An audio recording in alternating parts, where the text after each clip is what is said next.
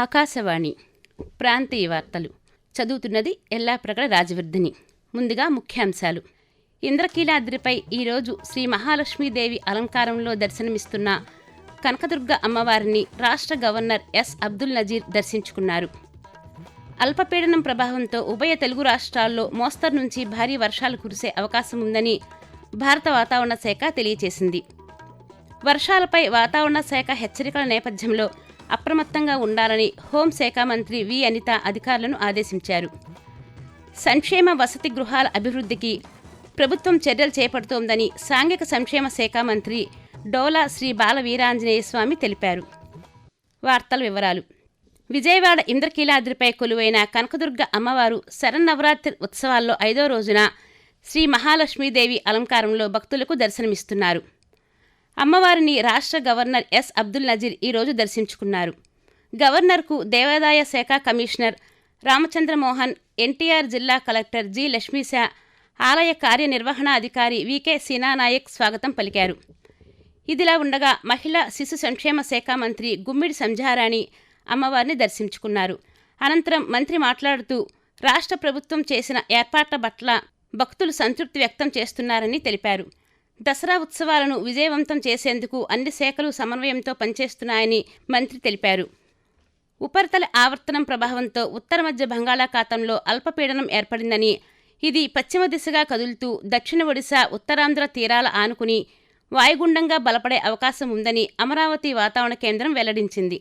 దీని ప్రభావంతో ఆంధ్రప్రదేశ్లోని ఉత్తరాంధ్ర, ఏలూరు, కృష్ణా, ఎన్టీఆర్, గుంటూరు జిల్లాల్లో అక్కడక్కడ భారీ నుంచి అతి భారీ వర్షాలు కురిసేందుకు అవకాశం ఉందని వాతావరణ శాఖ అధికారి ఎం వెంకట్రావు తెలియజేస్తూ, ఈరోజు కోస్తా ఆంధ్రప్రదేశ్లో భారీ నుండి అతి భారీ వర్షాలు ప్రకాశం, పల్నాడు, గుంటూరు, ఎన్టీఆర్, ఏలూరులో 1 లేదా 2 చోట్ల కురిసే అవకాశం ఉంది. ఉరుములతో కూడిన మెరుపులు మరి బలమైన గాలులు గంటకు 40 నుంచి 50 కిలోమీటర్ల వేగంతో వీచే అవకాశం ఉంది. ఇక రాయలసీమలో ఈ రోజు తేలిపాటి నుంచి మోస్తరు వర్షాలు లేదా ఉరుములతో కూడిన జల్లులు కొన్ని చోట్ల కురిసే అవకాశం ఉంది. ఉరుములతో కూడిన మెరుపులు మరి బలమైన గాలులు గంటకు 30 నుంచి 40 కిలోమీటర్ల వేగంతో వీచే అవకాశం ఉంది. బంగాళాఖాతంలో ఏర్పడిన అల్పపీడనం వాయుగుండంగా బలపడే అవకాశం ఉందని వాతావరణ శాఖ హెచ్చరికల నేపథ్యంలో అప్రమత్తంగా ఉండాలని హోంశాఖ మంత్రి వి అనిత అధికారులను ఆదేశించారు. ఈ మేరకు అమరావతి నుంచి జిల్లాల కలెక్టర్లతో మంత్రి ఈరోజు సమీక్ష నిర్వహించారు.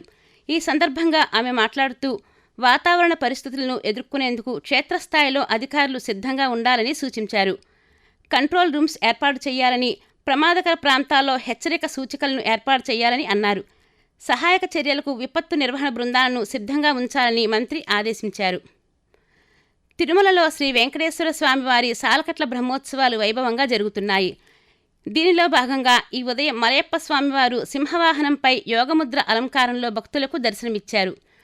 పెద్ద సంఖ్యలో భక్తులు స్వామివారి వాహన సేవలో పాల్గొని కర్పూర హారతులు సమర్పించారు. ఈ రోజు రాత్రి 7 గంటలకు స్వామివారు ముత్యపు పందిరి వాహనంపై భక్తులకు దర్శనమివ్వనున్నారు. ప్రజాసేవ, సుపరిపాలనకు ప్రాధాన్యం ఇస్తూ ప్రధానమంత్రి నరేంద్ర మోదీ నేతృత్వంలోని ఎన్డీఏ ప్రభుత్వం భారత్ను అభివృద్ధి చెందిన దేశంగా మార్చేందుకు కృషి చేస్తోంది. సేవా పర్వ్ పేరుతో ఆకాశవాణి విజయవాడ ప్రాంతీయ వార్తా విభాగం ప్రత్యేక కథనాలను అందిస్తోంది. భారతదేశాన్ని ప్రపంచ మీడియా కేంద్రంగా మార్చేందుకు కేంద్ర ప్రభుత్వం నిర్వహించిన వేవ్స్ సదస్సు గురించి ఈరోజు తెలుసుకుందాం. మీడియా, వినోదం, డిజిటల్ ఆవిష్కరణలకు భారతదేశాన్ని ప్రపంచ వినోద కేంద్రంగా మార్చాలనే ప్రధానమంత్రి నరేంద్ర మోదీ ప్రభుత్వ దార్శనికతలో భాగంగా ఈ సంవత్సరం మే 1 నుండి 4 వరకు ముంబైలో the world audio visual entertainment summit waves తొలి ఎడిషన్ను నిర్వహించారు. ఈ వేవ్స్ సదస్సుని ప్రధానమంత్రి ప్రారంభిస్తూ భారతదేశ సృజనాత్మక ఆర్థిక వ్యవస్థ జీడీపీకి సానుకూలంగా దోహదపడుతుందని పేర్కొన్నారు. विकसित भारत की हमारी जर्नी तो अभी शुरू हुई है. भारत के पास इससे भी कहीं अधिक ऑफर करने के लिए है. भारत बिलियन प्लस आबादी के साथ साथ बिलियन प्लस स्टोरीज का भी देश है. నేడు భారతదేశం చలనచిత్ర నిర్మాణం, డిజిటల్ కాంటెంట్, గేమింగ్ రంగాలకు ప్రపంచ కేంద్రంగా మారుతోంది. ప్రపంచ యానిమేషన్ మార్కెట్ విలువ $430 బిలియన్ చేరుకుంది. ప్రధానమంత్రి దార్శనికతకు అనుగుణంగా వేవ్స్ సినిమాలు, ఓటీటీ, గేమింగ్, కామిక్స్పై దృష్టి సారిస్తోంది.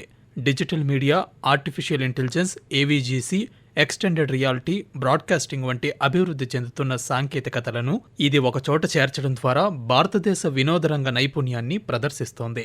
విభిన్న సవాళ్లు, సహకారానికి అసమానమైన వేదికతో వేవ్స్ భారతదేశ వినోదరంగం భవిష్యత్తుపై విశేష ప్రభావాన్ని చూపుతోంది.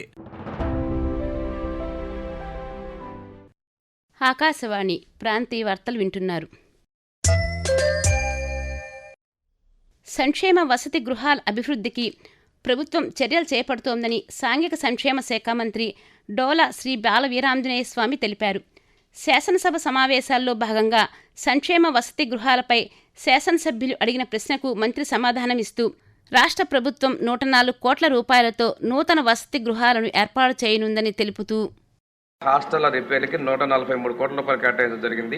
అదేవిధంగా టాయిలెట్స్ కి 23 కోట్ల రూపాయలు ప్రత్యేకంగా కేటాయించడం జరిగింది అధ్యక్ష. 104 కోట్ల రూపాయలతోటి కొత్త హాస్టల్ నిర్మాణాలకు కూడా నిధులు మంజూరు చేయడం జరిగింది అధ్యక్ష. హాస్టల్లో ఫైన్ క్వాలిటీ రైస్ ఇవ్వడం జరుగుతుంది అధ్యక్ష. అదేవిధంగా ముఖ్యమంత్రి గారి సూచన మేరకు ఈ సంవత్సరం కుక్స్ కూడా ట్రైనింగ్ ఇస్తుంది జరిగింది అధ్యక్ష. వసతి గృహాల్లో అదేవిధంగా రెసిడెన్సీల్లో విప్లవాత్మకమైన మార్పులు తీసుకురావడం జరిగిందని మీకు తెలియజేస్తున్నాను అధ్యక్ష. డిజిటల్ భారత్ నిధి ద్వారా దేశవ్యాప్తంగా ఏర్పాటు చేసిన Bharat Sanchar Nigam limited BSNL 4G టవర్లను ప్రధానమంత్రి నరేంద్ర మోదీ దృశ్య మాధ్యమం విధానంలో రేపు ప్రారంభించనున్నారు. ఈ సందర్భంగా రాష్ట్రంలో 2641 టవర్లను ప్రారంభిస్తారని BSNL Andhra Pradesh circle chief general manager Simhachalam తెలిపారు. విజయవాడలో ఆయన ఈరోజు మాట్లాడుతూ ఈ టవర్ల ద్వారా రాష్ట్రంలో 21,50,000 మందికి పైగా ప్రజలకు BSNL 4G నెట్వర్క్ సేవలు అందుబాటులోకి వస్తాయని చెప్పారు. స్వస్థ నారీ స్వశక్తి పరివార్ అభియాన్ కార్యక్రమంలో భాగంగా తిరుపతి జిల్లా వ్యాప్తంగా పోషణ్ అభియాన్ కార్యక్రమాన్ని నిర్వహిస్తున్నారు. ఇందులో భాగంగా శ్రీకాళహస్తిలోని భాస్కరపేట అంగన్వాడీ కేంద్రంలో మహిళలకు ఈరోజు పౌష్టిక ఆహారాలతో వంటల పోటీలను నిర్వహించారు.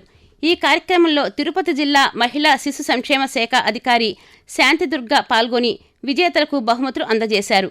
మహిళలకు ఆరోగ్య సమస్యలు, పౌష్టికాహార ప్రాధాన్యతపై అవగాహన సదస్సులు నిర్వహిస్తున్నామని శాంతిదుర్గ ఈ సందర్భంగా తెలియజేస్తూ ఆహారపు అలవాట్లు మారుతుంది కాబట్టి చాలా రకాల వ్యాధులకి లోనవుతున్నారు. అది కాకుండా ఇప్పటి నుంచే పిల్లలకి మంచి పోషక పదార్థాలతో ఎలా వండి పెట్టాలి అనే విషయాల పట్ల అవగాహన కోసము ఈ కాన్సెప్ట్ ఈ రోజు నిర్వహించడం జరిగింది. దీంట్లో భాగంగా కొంతమంది తల్లులు వచ్చి వంటలు చేయడం జరిగింది. ఆ వంటలు మేము టేస్ట్ చూసి ప్రైజెస్ కూడా ఇవ్వడం జరిగింది. ప్రజల్లో కూడా మంచి ఆహారపు అలవాట్ల మీద అవగాహన తీసుకొని వచ్చేదానికి పనిచేస్తున్నాం. రాష్ట్రంలో రైతులకు సూక్ష్మ సేద్య పరికరాల మంజూరులో అనంతపురం జిల్లా అగ్రస్థానంలో నిలిచిందని జిల్లా సూక్ష్మ సేద్య పథకం సంచాలకులు రఘునాథ్ రెడ్డి తెలిపారు. అనంతపురంలో ఆయన ఈరోజు పాత్రికేయులతో మాట్లాడుతూ 2024-2025 సంవత్సరంలో ఆంధ్రప్రదేశ్ సూక్ష్మ సేద్య పథకం APMIP ద్వారా జిల్లాలకు నిర్దేశించిన 18,000 హెక్టార్లకు గాను 17,642 హెక్టార్లలో సేద్య పరికరాలను మంజూరు చేశామని తెలిపారు. కేంద్ర ప్రభుత్వం సూక్ష్మ సేద్య పరికరాలపై వస్తు సేవల పన్ను GSTను 5% తగ్గించిందని, ఈ మార్పు ద్వారా వ్యవసాయ పరికరాలు మరింత అందుబాటులోకి వచ్చాయన్నారు. APMIP పథకాన్ని రైతులు సద్వినియోగం చేసుకోవాలని సూచించారు. ఆకాశవాణి ప్రాంతీయ వార్తలు ముగించే ముందు ముఖ్యాంశాలు మరొకసారి. ఇంద్రకీలాద్రిపై ఈరోజు శ్రీ మహాలక్ష్మీదేవి అలంకారంలో దర్శనమిస్తున్న కనకదుర్గ అమ్మవారిని రాష్ట్ర గవర్నర్ S. అబ్దుల్ నజీర్ దర్శించుకున్నారు. అల్పపీడనం ప్రభావంతో ఉభయ తెలుగు రాష్ట్రాల్లో మోస్తరు నుంచి భారీ వర్షాలు కురిసే అవకాశం ఉందని భారత వాతావరణ శాఖ తెలిపింది. వర్షాలపై వాతావరణ శాఖ హెచ్చరికల నేపథ్యంలో అప్రమత్తంగా ఉండాలని హోంశాఖ మంత్రి వి. అనిత అధికారులను ఆదేశించారు. సంక్షేమ వసతి గృహాల అభివృద్ధికి ప్రభుత్వం చర్యలు చేపడుతోందని సాంఘిక సంక్షేమ శాఖ మంత్రి డోలా శ్రీ బాల వీరాంజనేయ స్వామి తెలిపారు. ఆకాశవాణి ప్రాంతీయ వార్తలు ఇంతటితో సమాప్తం. తిరిగి సాయంత్రం 6:10 విశాఖపట్నం కేంద్రం నుంచి ప్రాంతీయ వార్తలు వింటారు.